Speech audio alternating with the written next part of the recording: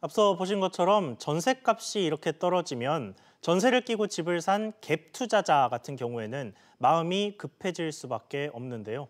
기대했던 시세 차익이 물거품이 되는 건 물론이고 보증금을 돌려주는 것까지도 어렵게 될 수 있습니다. 이 부분 황인표 기자와 자세히 짚어보겠습니다. 황 기자. 네. 우선 갭 투자를 얼마나 하는 겁니까? 비율이 어떻게 됩니까? 일단 조사를 한번 해봤는데 그 서울 등 투기과열지구에서 이제 3억 원 이상 집을 살 때는 자금 조달 계획서라는 거를 의무적으로 제출을 해야 됩니다. 한마디로 집 살 때 돈을 어떻게 마련할 거냐 이런 내용인데 여기에 이 전세 등 보증금을 승계받아서 집을 사겠다 이렇게 보면은 자기가 살 건 아니고 그러니까 당연히 갭 투자를 일단 볼 수가 있겠죠. 계산을 해봤더니 지난해 서울과 분당 등 투기과열지구의 주택 매매 16만 1,800여 건 가운데 이 절반이 넘는 8만 2천여 건이 갭 투자건으로 나타났습니다. 월별로 보면 지난해 1월에 약 60%로 최고점을 찍었다가 이제 보시는 것처럼 5월 들어 급격히 꺾어서 이제 떨어졌죠. 서울 아파트 값이 이제 6월 들어 다시 오르면서 갭 투자 역시 다시 가파르게 올랐지만 이 대출 규제를 담은 9.13 대책이 나온 직후에 다시 떨어지기 시작했습니다. 지역별로 보면 서울 주택 거래 13만 건 가운데 7만여 건 그러니까 53.8%가 이런 갭 투자였고 비율로 보면 성남, 분당이 67%로 가장 높았습니다.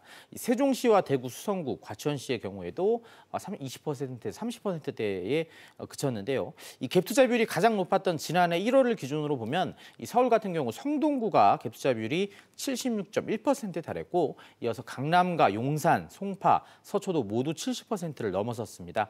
말씀드린 것처럼 강남 상구와 소위 마용성 등 대표적으로 집값이 크게 올랐던 그 지역들에서 이 갭 투자 역시 크게 몰렸다 이렇게 볼 수가 있습니다.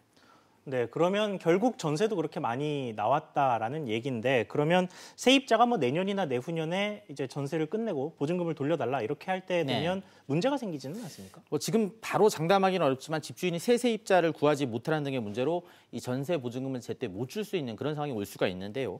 지금 서울 아파트 전세값 20주 연속으로 지금 떨어지고 있습니다. 이제 서울에 이제 그 새 아파트가 많이 들어서면서 전세값이 이제 떨어지고 있는데 이런 하락분을 갭 투자자들이 나중에 메워야 하는 그런 상황입니다.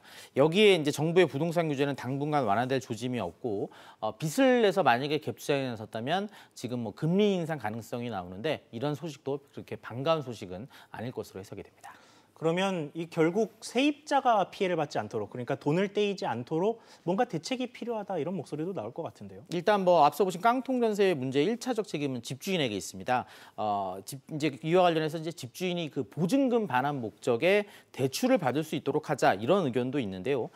이제 집주인이 이 돈을 받아서 다른 데 일단 쓸 수가 있고요. 또 무리한 대출을 막고 있는 정부의 방침과 어긋난다 이런 지적이 나오고 있습니다.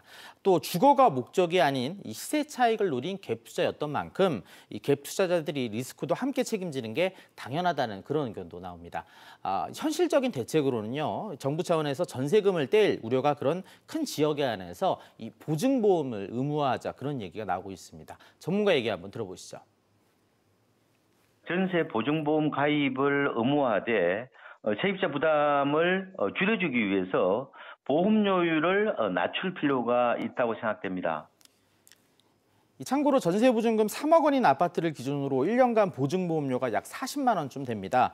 깡통 전세 문제에 책임이 없는 세입자가 어쩔 수 없이 이 불안한 마음에 내야 하는 돈이니만큼 이 기회에 의무화해서 좀 가입 대상을 많이 늘리고 이 보험료도 낮출 필요가 있다 이런 지적이 나오고 있습니다. 네, 황 기자 잘 들었습니다.